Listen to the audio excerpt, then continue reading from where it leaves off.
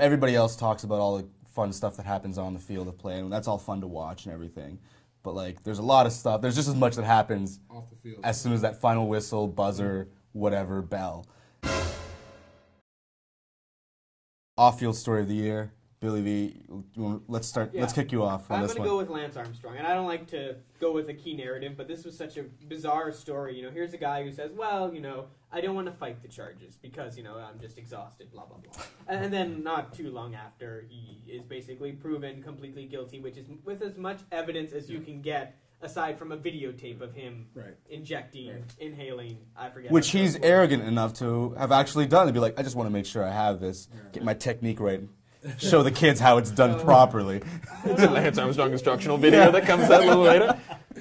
I don't know. This is just such a crazy story, and honestly, I think, you know, hopefully we all live long lives of 50, 60 years at least. I don't think cycling's going to factor in anywhere near as much of this for the rest of our lifetimes. This is probably not. This is like a solar eclipse. Things have well, no, those are more frequent, but things have lined up in such a way that this is not going to happen again. And Lance Armstrong is.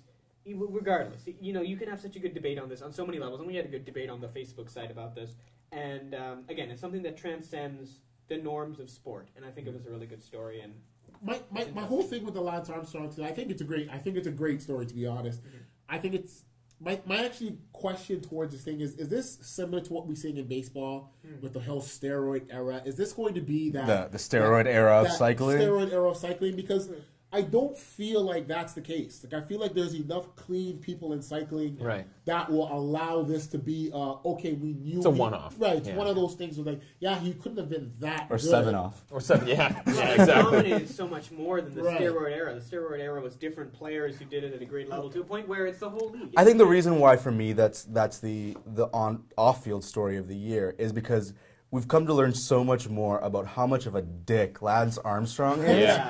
That, like, it's just like he's not this like super inspiring guy with one testicle anymore. You know what I mean? Yeah. Now he's people are just cutting their Livestrong bracelets off. You know what I mean? Like, Livestrong. Oh, I got something in a bottle to do that. First of all, good, like, you know, he stops his fight in like the most pompous, arrogant way. It's just like, at some point, you have to say enough is enough. And it's like a guy who martyrs himself. Cancer too. Like, this is not some guy who's you just cancer? laid down. It's like no, this is too much. His allegations every day with the allegations. And then he's tweeting pictures of himself on his couch with like his 7 yellow jerseys on the wall behind him. I'm like, you're such a jerk. The finest achievements money can buy. You know. And then you're finding out that like Livestrong doesn't actually like support any sort of research. It's just awareness. It's just like. So what, you do golf tournaments for awareness? Like, we all know there's cancer. We don't... The awareness piece, I think, has been... that ship has sailed, right? So I think we're good on the awareness side. I think that's just what it was. It was a real... I won't say that it wasn't predictable. I think that a lot of people supposed for a very long time that this was the case. I just think that it was just so... He fought it so hard, and he was just this poster boy for fighting like these major causes and things like that. But he's still fighting it. He's still fighting it in terms of like he's not going to admit it, and I think he ever will. And like, good for you. Take it to your grave, and just that's my story, and I'm sticking to it. You know what? Isn't that becoming almost the reality of sports nowadays? Anyways, every time we see something that like this is a fine, upstanding citizen. At some point within their career, they come down, and they come down hard. Well, we got to stop pretending like they're fine, upstanding citizens. And just be honest with themselves. You know what I mean? The whole Tiger Woods thing. Like, come on. You're the best golfer. That was that was just like, tell me something I don't already know. Well, like, I'm looking at his wife. Like, how could you not expect that? Yeah. You know what I mean? Like, I understand you guys are married. I think like, and people like, and it's just like as much as I like go after like Lance Armstrong for being like cocky and arrogant or whatever. It's just like, I'm sorry, if you're an athlete at that level, even if it is aided and abetted by some sort of prescription drug or non-prescription drug, like. When you're the best at something, you're gonna be cocky. I'm sorry, and it just it's part of what makes you. It almost takes that. It takes that bit of arrogance. That's like like if Vince Carter wasn't so cocky like that, he wouldn't have never dunked over like a. If Vince was cocky, he'd be an actual good player. No, that's if he was disciplined and not such a mama's boy. That's a different story. I can jump into it. Yeah. We talked about Lance Armstrong, how much of a dick he is. I got a guy here who's not much more less of a dick, but I'm going to talk about Chad Johnson, Ocho Cinco. Yeah, okay. And off-field story of the year, and I'll put it into context first. I mean, it's well documented what happened between him and his wife. Yeah. And so I'm not going to get into the specifics of that. But really what I really wanted to explain or try to put on the table here is you got to really think about how much he sacrificed to build up his post NFL playing career. You know, him putting on the Hall of Fame jacket, the dancing in the end zone, all the tweets, the things under his jersey, all that stuff. That kind of stuff, the reality shows, all that kind of stuff. All of that was set up to allow him to transition into some kind of a Hollywood lifestyle post NFL. And I can see why he'd want to do that. He could say, listen, I made millions of dollars. I feel like I have more to offer once I get off the field. I'm a decent looking guy, no homo. I'm very charismatic, all that kind of stuff, right? Yeah. So I can understand why he would do all that, and I get that. But, you know, he sacrificed so much on the field. He let his team down, not always being in the playbook. He could have been a lot better of a player. Him and Carson Palmer made a really good team. They probably could have made a little bit more himself. This headbutt to your wife completely erased everything you had done, everything you had worked for, everything you had sacrificed for.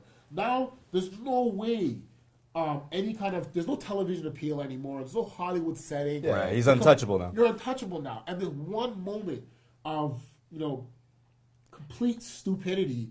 You completely erased everything that you've. But there's always second chances. America loves the second chances. Right. America does love that second chance. And I agree with you to an extent. I think that fans do love a comeback player. They love those second chances. Right. But when I look at Chad Johnson or Ocho Cinco or whatever he's going to change his name to, I think it's one of those situations where I don't see it being any different than forgiving someone else like Michael Vick. Michael Vick went away. But there's been players who have been welcomed back for a lot less. The funny thing that I've noticed with him specifically is that it looks like he's not even trying to come back. Like it looks like he's just enjoying wearing a ton of spiked shoes. And just out here relaxing, just taking pictures of myself, and ran into we'll just go take a look at his Instagram. But is that the off-field story of the year? I mean, for me, it's an off-field story of the year. It's of note, I guess. For me, I'm a huge football fan. I think that goes without saying. I think the disappointing thing about Chad Johnson is that we'll never get to know how well he could have done on that team. And he was coming back, too. Like, this is going to be his year to come back. We'll never, ever know.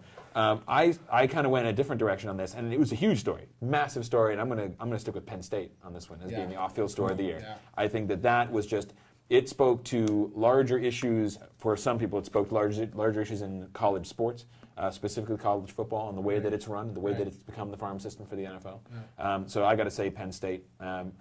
It's funny, going through everything, it's just like I almost forgot about Penn State. Like, it was just it's just hard to go back in the year and be like, this is what happened, and then and then find okay, this is the biggest off-field story. But Penn State, I gotta agree, Paterno, some, and I feel bad for because the thing that made this such not a good off-field story, but such an interesting story is because it all happened, and then it was all within the context of Joe Paterno's last days. Right. He died after that, and then he'll never face any sort of prosecution, or will never have his day in court. I think he's faced his prosecution, though. Right. I think that his legacy's taken such a hit. I'm not one for this new trend of vacating wins. I think you can't rewrite history. What happened on the field. I'm sorry. Yeah. And he still is the winningest coach in NCAA history.